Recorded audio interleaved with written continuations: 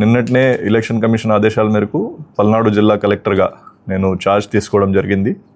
కొంచెం ప్రత్యేకమైన కండిషన్స్లో ఇక్కడ రావడం మీ అందరికీ తెలిసిన విషయమే. ఎప్పుడు లేని విధంగా జనరల్గా ఎలక్షన్ కమిషన్ ద్వారా కలెక్టర్స్ ఎస్పీలు మారడం పోల్ తర్వాత జరగడం చాలా తక్కువ ఉంటుంది. బట్ మన జిల్లాలో ఈ పోస్ట్ పోల్ వైలెన్స్ కొంచెం ఎక్కువ జరగడం వలన ఎలక్షన్ కమిషన్ కొంచెం సీరియస్గా తీసుకొని నాకు ఇక్కడ పోస్టింగ్ ఇవ్వడం జరిగింది. సో దాని మేరకు మనకి ఉన్నటువంటి ప్రత్యేకమైన పని ఇప్పుడు కౌంటింగ్ సజాబ్గా నిర్వహించడము, పీస్ఫుల్గా కౌంటింగ్ పూర్తి చేయడము, కౌంటింగ్ తర్వాత కూడా ఎక్కడ అవాంఛనీయ ఘటనలు జరగకుండా చూడడము. డిస్ట్రిక్ట్ అడ్మినిస్ట్రేషన్, పోలీస్ అడ్మినిస్ట్రేషన్ అందరూ కలిసి ఈ పని చేయాల్సిన అవసరం ఉంటుంది. ఇప్పుడు సరదాగా ఒక విషయం చెప్పాలంటే, గతంలో కూడా నేను ఉమ్మడి గుంటూరు జిల్లాలో పని చేసి ఉన్నాను. అప్పుడు కూడా గుంటూరు మున్సిపల్ కమిషనర్గా వచ్చినప్పుడు ప్రత్యేకమైన కండిషన్స్లోనే రావడం జరిగింది. కొంతమంది మీ విలేకరులలో కూడా పాత వాళ్ళు ఉంటే 2018లో డైరియా వలన గుంటూరు టౌన్లో ఇది జరిగినప్పుడు తాత్కాలికంగా అప్పుడు ఉన్న గవర్నమెంట్ నాకు జాయింట్ కలెక్టర్ విజయనగరం నుంచి గుంటూరు కమిషనర్గా పోస్ట్ చేయడం జరిగింది. సో అప్పుడు కూడా కొన్ని ప్రత్యేకమైన కండిషన్స్ ఉండేవి. ఇప్పుడు కూడా కొన్ని ప్రత్యేకమైన కండిషన్స్లో గుంటూరు రావడం జరిగింది. సో ఒక సామ్యం ఈ రెండు ఘటనలో ఉంది. ఇప్పుడు నేను ఇంతకుముందు జాయింట్ కలెక్టర్ డిఆర్ఓ దగ్గర నుంచి తీసుకున్న ఇన్ఫర్మేషన్ పరంగా మన జిల్లాలో దాదాపు అన్ని పోలింగ్ స్టేషన్లో చాలా చక్కగా పోలింగ్ జరిగింది.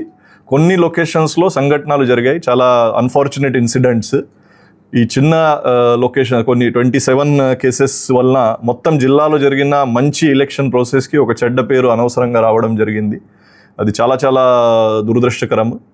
సో కనీసం ఇప్పుడు కౌంటింగ్ టైంలో మన జిల్లాకి మళ్ళీ చెడ్డ పేరు రాకుండా పని చేయాలని మన అందరూ కూడా, not only district administration staff మాత్రమే కాకుండా ఇప్పుడు మీడియా మిత్రులు కూడా మీ ద్వారా ప్రజలు, అదేవిధంగా పొలిటికల్ పార్టీస్ ముఖ్యంగా వాళ్ళ కార్యకర్తలు వాళ్ళ అందరికి కూడా నేను చేసింది అప్పీల్ అంటే, రాష్ట్ర వ్యాప్తంగా దేశవ్యాప్తంగా మన జిల్లాకి ఒక చెడ్డ పేరు వచ్చేయడానికి మనం అందరూ కూడా కారణం. ఎవరు ఒక్కరి మీద మనం ఇది పడడానికి లేదు. కనీసం కౌంటింగ్ టైంలో అది జరగకుండా మనం అందరూ కూడా చూసుకుంటాము. దాంట్లో అందరూ సహకరించాలి. దాంట్లో అందరూ కూడా ఈ ప్రజాస్వామ్యంలో ఉన్నటువంటి ఒక పర్వం, దాంట్లో భాగస్వామ్యం అయి కోఆపరేట్ చేయాలని కోరుకుంటున్నాను. ఇప్పటివరకు జరిగిన వైలెన్స్ కేసెస్ ఏదైతే బుక్ అయ్యాయి దానికి కూడా త్వరితగతిన అన్ని ఛార్జ్ షీట్ పుటప్ చేయడం కానీ, పోలీస్ ద్వారా దానికి పర్సివేషన్ చేయడం అది చేసుకుంటాము. రాబోయే రోజులు కూడా కౌంటింగ్కి 14 days ఉన్నాయి.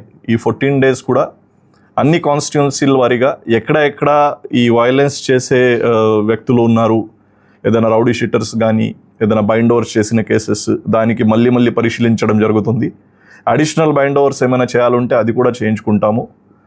గతంలో బైండ్ ఓవర్ చేసిన వాళ్ళు ఈ కేసెస్లో పాల్పడినట్టయితే వాళ్ళ మీద ఆ బైండ్ ఓవర్ కేసెస్ ఇంప్లిమెంట్ చేయడానికి కూడా కఠిన చర్యలు తీసుకుంటాము. బైండ్ ఓవర్ చేసిన కేసెస్లు ఇప్పుడు కేసు బుక్ అయిన మనుషులు వాళ్ళలో ఏదైనా సామ్యం అయితే మనకు కరెక్ట్గా బైండ్ ఓవర్ చేస్తామని కూడా మనకి ఒక అసెస్మెంట్ వచ్చేస్తుంది.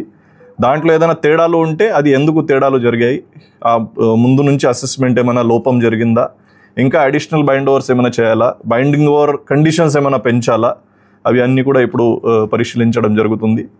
కౌంటింగ్ అరేంజ్మెంట్స్కి వస్తే మన జిల్లాకి total 7 కాన్స్టిట్యున్సీస్లో 7 parliamentary counting halls, 7 assembly counting halls, total 196 counting tables అవసరం ఉంటాయి. దానికి ఒక 700 దాకా మనకి స్టాఫ్ అవసరం ఉంటుంది. వాళ్ళ ట్రైనింగ్, వాళ్ళ ర్యాండమైజేషన్, ఈ ప్రక్రియ ఎలక్షన్ కమిషన్ గైడ్లైన్స్ పరంగా ఇప్పుడు కొనసాగిస్తాము. దాంట్లో ఎక్కడా కూడా లోపం కానీ ల్యాబ్స్ ఉండడానికి అవకాశం లేదు.